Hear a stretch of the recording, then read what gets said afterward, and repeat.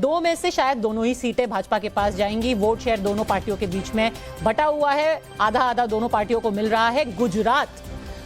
गुजरात की बात करते हैं और शायद इस आंकड़े को देख के किसी को भी कुछ आश्चर्य नहीं होगा। 26 में से 26 सीटें अभी नरेंद्र मोदी को मिलती हुई गुजरात में दिखाई दे रही हैं और हाल के ही विधानसभा जो चुनाव थे उससे ही अंदाजा लोगों को लग चुका था कि गुजरात नरेंद्र मोदी के लिए वोट करेगा जब तक कि वो प्रधानमंत्री के कैंडिडेट हैं।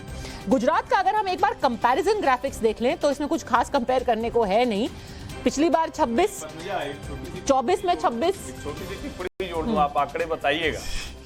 गुजरात नरेंद्र मोदी की जन्मभूमि और 2014 के पहले की कर्मभूमि और जो अभी वाली कर्मभूमि उत्तर प्रदेश, तो 116 सीटों ने पूरी तरह से नरेंद्र मोदी को वोट करना अभी तक किया है, आगे भी तय करती हुई दिख रही। ये भी बहुत साफ। आपने उत्तर प्रदेश भी जोड़ दिया उसमें? नहीं, वो दिख रहा है, वो अभी मैं आपके आंकड़े जानता नहीं, अब आंकड़े आएंगे तो गुजरात में जो अभी आपने आंकड़े दिखाए 26 सीट, तो हम सभी मान रहे हैं। अगर गुजरात में मान लीजिए आप राजस्थान के देखा जाती कि 20 सीटें 22 सीटें बीजेपी जीत रही हो, 3 से 4 सीटें कांग्रेस जीत रही, तो जरूर खतरे की घंटी होती, वो फिर अलार्मिंग होता और अवस्थी जी भी उस पर सहमत होते अगर ये होता।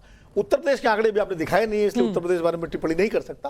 पिछली बार 64 सीटें थी, वो तो ग्रैंड फिनाले होगा ना, उत्तर प्रदेश तो अंत में दिखाएंगे हम। पिछली बार 64 सीटें थी जब सपा बसपा मिल के लड़े थे। इस बार क्या तस्वीर बनती है उत्तर प्रदेश की, क्या गठबंधन बनता है, ये अभी भविष्य के गर्भ में है, क्योंकि अभी महागठबंधन जो बना है अभी या बन रहा है, शेप ले रहा है, उसमें अखिलेश जी शामिल हुए हैं।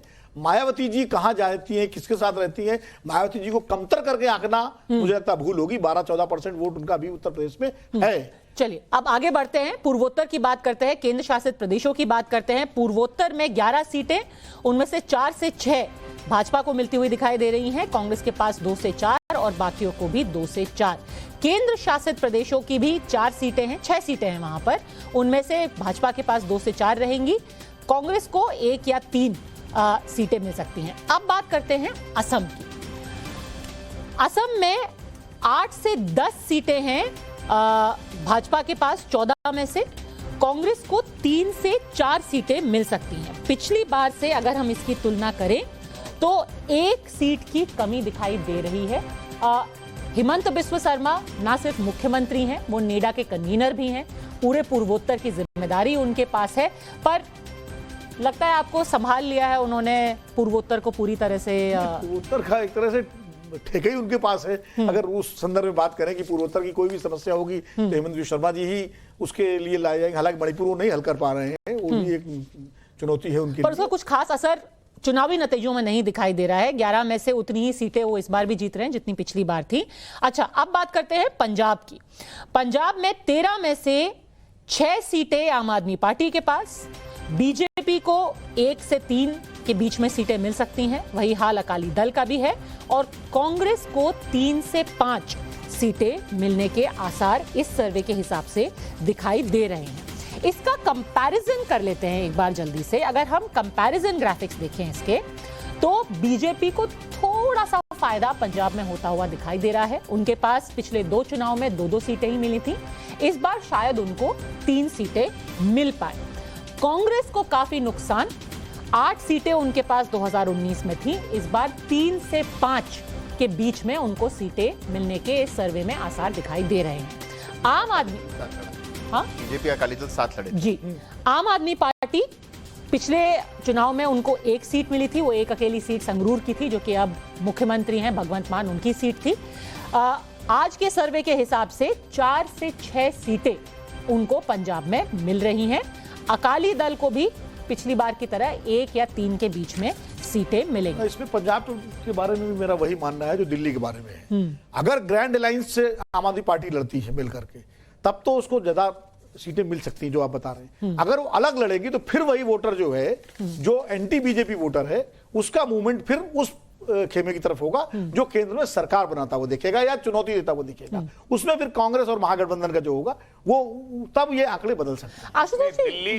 दिल्ली में मैं विनोद जी की बात से सहमत हूं, लेकिन पंजाब में इसका उलट होने जा रहा है और ये सर्वे 2 चीजें बता रहे हैं। पहली चीज ये कि आम आदमी पार्टी ने उस राज्य में इतनी पकड़ मजबूत कर ली है कि इन सभी दलों के मिलकर लड़ने पर भी उसको बहुत फर्क नहीं पड़ेगा। यानी भारतीय जनता पार्टी, अकाली दल और कांग्रेस भी मिल जाए तो शायद उसको बहुत ज्यादा डेंट नहीं कर पाएंगे। दूसरी जो बड़ी चीज है कि ये आम आदमी पार्टी का बड़ा होना ये कांग्रेस और आम आदमी पार्टी के नजदीक आने में मुश्किल कर रहा है। तीसरी बड़ी चीज जो छिपी हुई है, भारतीय जनता पार्टी और अकाली दल ना करते हुए भी कहीं इकरार न कर बैठे, ये भी हो सकता है। नहीं, लेकिन एक चीज बताऊं, आप मत भूलिए कि 2 महीने चुनाव के विधानसभा में 91 सीटें पाने के बाद आम आदमी पार्टी अपनी वो सीट नहीं बचा पाई संगरूर की, जहां से भगवंत मान सांसद थे, और वहां जीता कौन? सिमरनजीत सिंह मान, इंडिपेंडेंट। जालंधर सीट जीती आम आदमी पार्टी एक। तो ये सब लोकसभा चुनाव का जो कहा पैटर्न डिफरेंट होता है, वो बहुत महत्वपूर्ण बात। अब जो हम ग्रैंड फिनाले की तरफ बढ़ रहे हैं, सब लोग जानना चाहते हैं उत्तर प्रदेश के नतीजे क्या होंगे। उसके पहले मैं आपको बता दूं हिमाचल प्रदेश का नतीजा। हिमाचल प्रदेश में 4 में से या तो सारी सीटें या 3 सीटें भाजपा के पास रहने वाली हैं। इसके बावजूद कि वहां कांग्रेस ने उनको विधानसभा चुनाव में हराया है, पर भाजपा का रिकॉर्ड हमेशा से ही हिमाचल प्रदेश में, उत्तराखंड में, इन राज्यों में 100% का ही रहा है। बात अगर करें उत्तराखंड की, उसमें भी 5 में से 4 या 5 सीटें भारतीय जनता पार्टी को मिलने वाली हैं। कुछ खास वहां बदलाव नहीं होने वाला है। जम्मू कश्मीर और लद्दाख में 6 में से 3 सीटें भाजपा के पास, कांग्रेस के पास 1, पीडीपी के पास 1 और नेशनल कॉन्फ्रेंस के पास 2 से 3 के बीच में। और ये काफी जरूरी है क्योंकि ये भी पिछली बार के मुकाबले सेम रिजल्ट आता हुआ दिखाई दे रहा है। और अब बात करते हैं उत्तर प्रदेश की। चलिए उत्तर प्रदेश के आंकड़े स्क्रीन पर डालते हैं। उत्तर प्रदेश की 80 सीटों में से आज अगर लोकसभा चुनाव हुआ तो 72 सीटें भाजपा के खाते में आती हुई दिखाई दे रही हैं। समाजवादी पार्टी 4 से 8 ही सीटें जीत पाएगी, कांग्रेस इक्का दुक्का सीट वहां जीत पाएगी और बसपा को भी शायद ही कोई सीट मिल पाएगी। अन्य को 3 से 4 सीटें दी गई हैं।